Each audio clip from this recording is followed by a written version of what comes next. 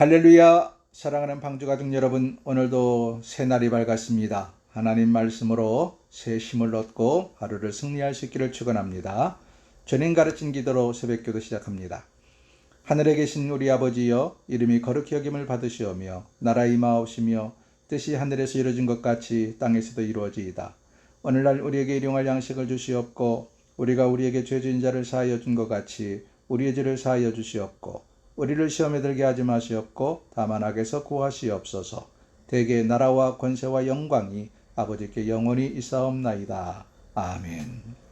오늘 함께 부를 찬송은 찬송가 95장 나의 기쁨 나의 소망 되시며 나의 생명이 되신 주. 우리 주님은 우리의 기쁨이십니다. 우리의 소망이십니다. 우리의 생명이 되십니다. 그래서 우리 안에 있는 모든 마음의 질병과 아픔을 치유하시고 슬픔을 물리치시고 기쁨을 주시기 원하십니다. 가사를 음미하면서 함께 묵상하셔도 되고 찬송을 같이 하셔도 되겠습니다. 함께 합니다.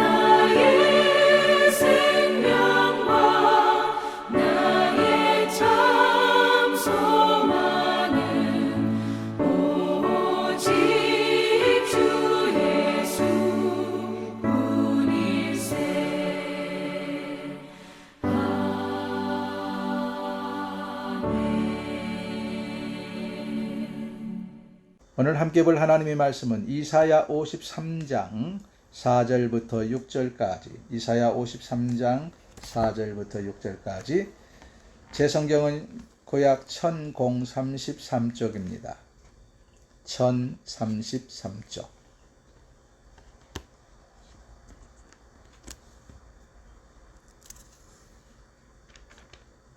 찾으셨으면 이사야 53장 4절부터 6절 합독합니다. 시작. 그는 실로 우리의 질고를 지고 우리의 슬픔을 당하였거늘 우리는 생각하기를 그는 징벌을 받아 하나님께 맞으며 고난을 당한다 하였노라. 그가 찔림은 우리의 허물 때문이요 그가 상함은 우리의 죄악 때문이라. 그가 징계를 받음으로 우리는 평화를 누리고 그가 채찍에 맞음으로 우리는 나음을 받았도다.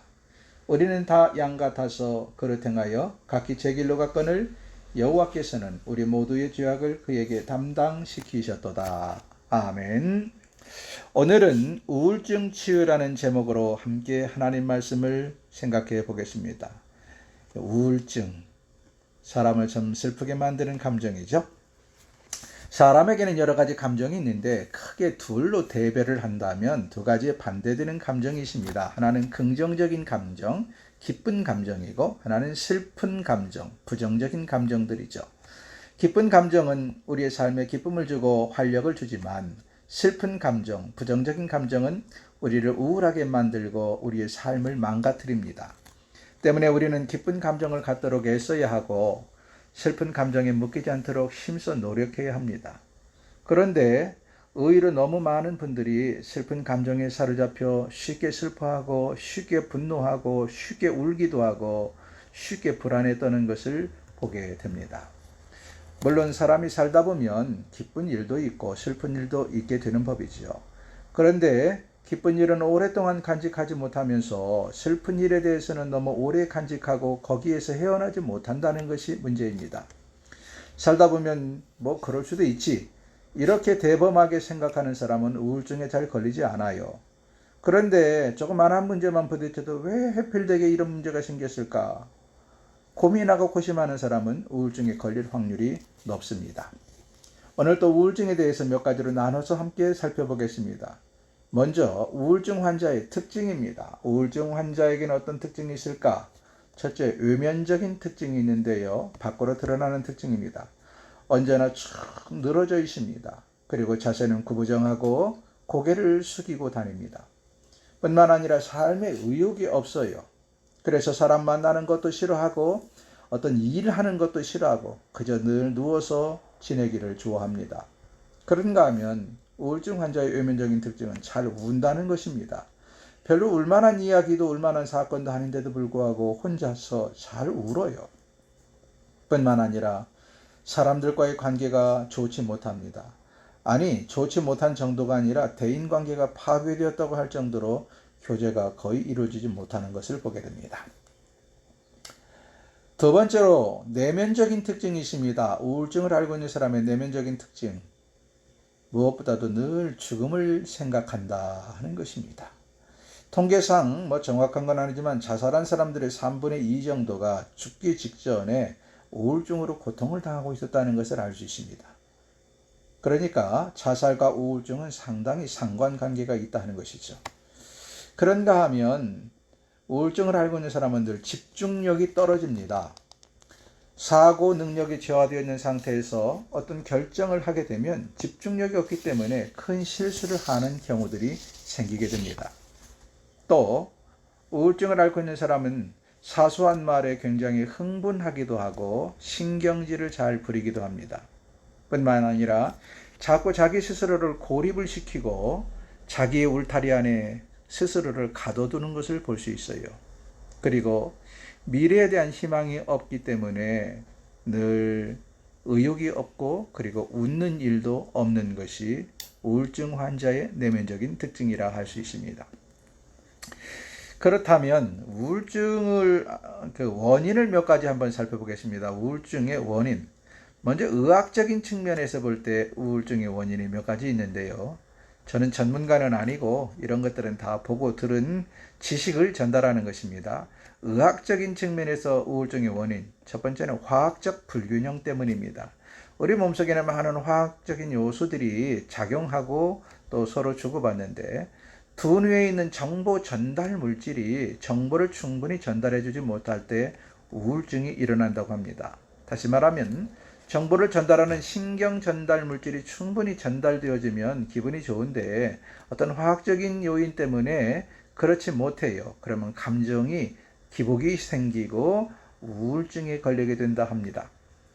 두 번째, 호르몬 분비의 문제입니다. 이건 조금 이해할 수 있겠죠? 호르몬이 정상적으로 분비가 되면 컨디션이 좋기 때문에 우울증에 걸리지 않겠죠. 그런데 이 호르몬 분비에 문제가 생겨요. 나이 먹으면서 뭐 갱년기에 든다든지 뭐 해서 이 호르몬 분비에 문제가 생기면 그것 때문에 우울증이 찾아오게 됩니다. 아마 대표적인 것이 여성들의 갱년기 증상이 아닌가 싶어요. 그런가 하면 세 번째로 오랜 질병 때문에 우울증이 찾아오기도 합니다. 오랫동안 질병으로 고생을 하는 사람은 즐거움 대신 마음이 슬플 수밖에 없고 몸이 고통스러우니까 웃는 일도 없어지죠. 그러면서 이 질병이 길어지고 함에 따라서 왜 나만 이런 고통을 겪어야 되는가 하는 부정적인 생각들을 하게 되고 모든 삶의 의욕을 잃게 되기도 합니다. 이런 의학적인 여러 원인들이 있겠지요.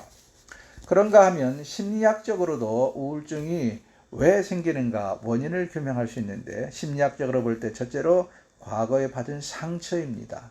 과거에 받은 상처. 그래서 제가 지금까지 새벽기도 하면서 드린 말씀 중에 하나가 마음속의 상처는 치유돼야 된다는 이야기를 누누이 하는 것이 과거의 상처가 치유되지 못하면 그것들이 앞으로 내가 살아가는데도 우울증을 비롯해서 많은 부정적인 결과를 가져오기 때문입니다. 두 번째로는 부정적인 사고입니다. 매사를 긍정적으로 생각하고 적극적으로 생각하는 사람은 우울증이 덜 걸리는데 매사를 소극적이고 부정적으로 생각하는 사람은 우울증이 걸릴 확률이 크다 하는 것입니다. 세 번째로 어떤 일 때문인지 모르지만 혼자 마음의 벽을 쌓고 사는 생활 습관입니다. 사람을 의도적으로 기피하고 혼자 지내는 시간이 많다 보면 누구를 막느라고 우울증에 걸릴 확률이 큽니다. 자, 그런가 하면 우리의 가장 중요한 이야기죠. 영적인 측면에서 볼 때 우울증의 원인이 무엇일까? 이게 어떤 면에서는 제일 중요하고 본질적입니다. 영적인 측면에서 본 우울증의 원인. 앞서 말씀드린 의학적인 면 또 심리학적인 면을 통해서 그런 의학적인 측면에서 심리학적인 측면에서 본 우울증의 문제가 맞아요. 그런데 이것들을 배후에서 사단이 우리 사람을 정복하려는 계략이 있다는 사실을 기억하십시오. 사단이 직접 우리에게 우울증을 심어주지 못해요. 그러나 앞서 말씀드린 어떤 의학적인 요인 또는 심리적인 요인 또는 사회적인 요인들 때문에 그것들을 교묘하게 이용해서 사탄은 우리로 하여금 우울증에 걸리도록 만들어버린다는 것입니다. 그러므로 여러분, 의학적인 문제로 우울증이 찾아왔다면 우리에게 할 일이 뭐냐? 정신과 의사를 찾아가는 것입니다. 의학적으로 우울증에 걸린 사람이 기도만 한다고 낫는 거 아니에요. 정신과 의사를 찾아가세요. 두 번째로 만약에 당신이 과거의 슬픈 감정에서 헤어나지 못하고 또 어떤 심리적인 문제 때문에 상처가 있다면 그 상처를 치유받아야 됩니다. 이런 두 가지를 병행하면서 우리를 우울하게 만드는 사단의 권세를 깨트려 나가야 합니다. 그렇다면 우울증에 대해서 처방전을 몇 가지 내려보겠습니다. 어떻게 하면 우울증을 내쫓을 수 있는가? 앞에서 말한 기본적인 요인은 의학적인 측면에서 또 심리학적인 측면에서 우리를 괴롭히는 것들은 의학적으로 심리학적으로 치유를 받으면서 영적으로 함께 치유해야 된다라는 기본 전제를 말씀을 드렸어요. 그 위에 좀 더 구체적으로 우울증에 대한 처방. 첫째는 자신을 격하시키는 생각이나 부정적인 생각을 버려라 하는 것입니다. 나는 안 돼, 나는 어쩔 수 없어, 나는 혼자야, 세상에 믿을 놈 하나도 없어, 이런 부정적인 생각이나 자신 스스로를 못났다고 생각하는 생각을 버려라. 두 번째로는 미래 일에 대해 미리 근심하는 습성도 버리라는 것입니다. 미래 일에 대해서 아직 벌어지지도 않은 일에 대해서 지레 근심하고 염려하고 미리 슬퍼하고 미리 불안해 떠는 태도는 건강에 도움이 되지 못합니다. 가능하면 오늘 일에 충실하십시오. 우리 주님 뭐라고 말씀하셨어요? 내일 일은 내일 염려할 것이요 오늘 하루의 고통은 오늘 족하다 말씀하셨습니다. 이것이 정말 우울증을 앓고 있는 사람들에게는 꼭 기억해야 될 하나님의 말씀입니다. 세 번째로 미래에 대해 희망을 가져라. 미래에 대해 희망을 가져라. 하늘이 무너져도 솟아날 구멍이 있다고 옛 어른들은 말씀을 하십니다. 여러분, 그렇게 생각하는 사람은 우울증에 걸리지 않아요. 그런데 하늘이 무너지지도 않았는데 무너지면 어떡하나 지레 겁을 먹고 염려하는 사람이 우울증에 걸리고 그런 사람의 인생이 무너집니다. 그러므로 긍정적으로 생각하십시오. 세상이 어렵고 힘들어도 우리의 미래에는 소망이 있습니다. 더더군다나 저와 여러분은 우리 인생의 주권자가 내가 아니고 하나님인 것을 분명히 믿지 아니합니까? 그 하나님께서 우리의 부정적인 환경, 정말 어쩔 수 없는 환경이까지도 그 하나님은 개선시키시고 변화시킬 수 있는 능력이 하나님이 아니신가요? 그러므로 미래에 대해 희망을 가지시기를 주의 이름으로 축원합니다. 네 번째로는 피할 것은 피하라 하는 것입니다. 피할 것을 피하라. 부정적인 생각을 가지고 있는 사람들과의 교제를 끊으십시오. 여러분, 지금 나 혼자만의 생각도 감당하기 어려운데 나와 똑같이 부정적인 생각을 가지고 있는 사람들 만나면 어떻게 할까요? 똑같이 또 부정적인 생각이 심화됩니다. 극단적인 예로 요즘 자살 사이트가 문제가 되죠. 혼자 죽기는 힘들어요. 겁이 나요. 그런데 자꾸 함께 죽자고 옆에서 충동질하는 사람들이 생기고 있기 때문에 쉽게 자살을 감행을 하는 것입니다. 그러므로 그런 사람을 피해야 합니다. 그런가 하면 눈물을 쥐어짜는 드라마도 피하십시오. 이런 눈물을 자꾸 쥐어짜는 것들을 보면 괜히 심각해지고요. 더 심한 우울증에 빠질 수가 있습니다. 그러므로 가능한 한 드라마를 보더라도 긍정적이고 밝은 드라마를 즐겨보시기를 바랍니다. 특히 혼자 있을 때 계속해서 슬픈 드라마, 눈물 쥐어짜는 드라마만 아주 고정적으로 즐겨보는 분들이 있는데 제가 경고합니다. 그러다가는 틀림없이 우울증 환자가 되고 맙니다. 하루 빨리 텔레비전을 끊든지 다른 방송으로 채널을 돌리시기 바랍니다. 세 번째로 음악도 너무 슬픈 음악을 피하십시오. 그 음악이라고 들으면서 늘 안개 낀 것 같은 음악을 듣고 슬픔을 스스로 초래하는 분위기 멜랑콜리한 그런 분위기의 음악을 듣는 사람들은 우울증으로 발전한다는 사실을 기억하시고 대신 기쁘고 소망적인 찬송을 가까이 하시기를 축원합니다. 네 번째요. 중요한 이야기인데 혼자 멍 때린다고 그러죠. 요즘 사람들이 멍 때린다. 혼자 멍한 상태로 공상을 즐기는 것을 피하십시오. 어떤 사람들은요, 스스로 멍한 상태도 공상을 굉장한 취미생활로 즐기는 사람들이 있어요.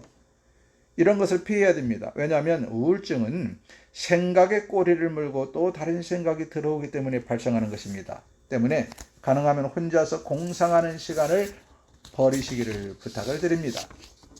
다섯 번째로 치유될 수 있다는 자신감을 가지십시오. 여러분 중에 혹시라도 지금 이미 우울증에 빠져 있습니까? 난 어쩔 수 없어. 난 이 상태가 좋아라고 스스로 울타리 치지 마시고 우리 주의 말씀으로 우리 주의 도우심으로 나는 치유될 수 있다는 확신을 갖기를 바랍니다. 오늘 본문 이사야 53장에 보세요. 뭐라고 말씀하십니까? 우리 주님께서 우리의 질고를 다 지셨다고 기록되지 않아요. 이걸 꼭 우리는 무슨 고난절반에만 묵상하시려고 그러는데 그게 아닙니다. 하나님 말씀 지금 여러분 마음에 상처가 있고 아픔이 있고 우울증으로 고통당하고 있는 여러분에게도 이 말씀은 오늘 저를 통하여 하나님 주시는 말씀입니다. 우리의 슬픔도 우리 주님이 대신 담당하셨어요. 우리의 부정적인 생각도 우리의 부정적인 환경도 우리 주님께서 담당하셨어요. 그러므로 누구든지 예수 그리스도 안에 있으면 새로운 피조물이 되었을 뿐만 아니라 과거를 다 끊을 수 있습니다. 과거의 슬픔과 고통과 억눌림에서 헤어나서 이제는 그리스도 안에서 평안과 기쁨과 회복과 자유를 누릴 수 있다는 말씀입니다. 그래서 히브리서 12장 2절을 말씀하시기를 믿음의 주여 또한 온전케 하시는 예수를 바라보자. 여러분 힘들고 어렵고 슬프고 우울할 때마다 더욱더 예수를 바라보십시오. 주님을 가까이 하십시오. 어려울 때마다 우울한 생각에 빠져 있지 말고 믿음의 주여 온전케 하시는 예수를 바라보십시오. 주님을 바라보십시오. 우리 주님의 십자가의 권세와 능력이 우리를 참 자유케 하십니다. 우리에게 참된 평안과 기쁨과 치유와 회복을 주십니다. 이러한 능력의 말씀으로 오늘도 우울증에서 회복될 수 있기를 주의 이름으로 축원합니다. 함께 기도하겠습니다. 첫째로 온전한 건강, 전인 치유를 위해서 기도합시다. 영적으로, 도덕적으로, 정신적으로, 육체적으로 우리는 온전한 건강한 사람이 되어야 됩니다. 이것을 전인 치유라고 말합니다. 전인격적인 치유받기를 위하여 주님 이 시간 나를 만나주시고 만져주시옵소서. 함께 기도합니다. 두 번째로 주님의 말씀의 능력의 임재를 위해 기도하십시다. 아무리 내가 성경을 읽어도 그것이 나에게 아무런 감동이 오고 하나님이 내게 주신 생명의 말씀이라는 확신이 없으면 물 건너가요. 오늘 하나님께서 여러분에게 분명하게 말씀하십니다. 내가 너의 질고를 지었다. 내가 너의 모든 슬픔을 대신했다. 그러므로 너는 믿음의 주의 온전하신 예수를 바라보라고 말씀하십니다. 이 말씀이 내게 임하게 하옵소서. 함께 기도합니다. 세 번째로 내가 아닌 주변에 힘들어하는 이들이 있죠. 우울증으로 고통당하고 있는 이들을 위해서 하나님 아무개도 이 시간 치유의 강선을 쓰이시고 하나님의 능력으로 그가 우울증에서 치료받게 하옵소서. 함께 기도하며 나갑니다.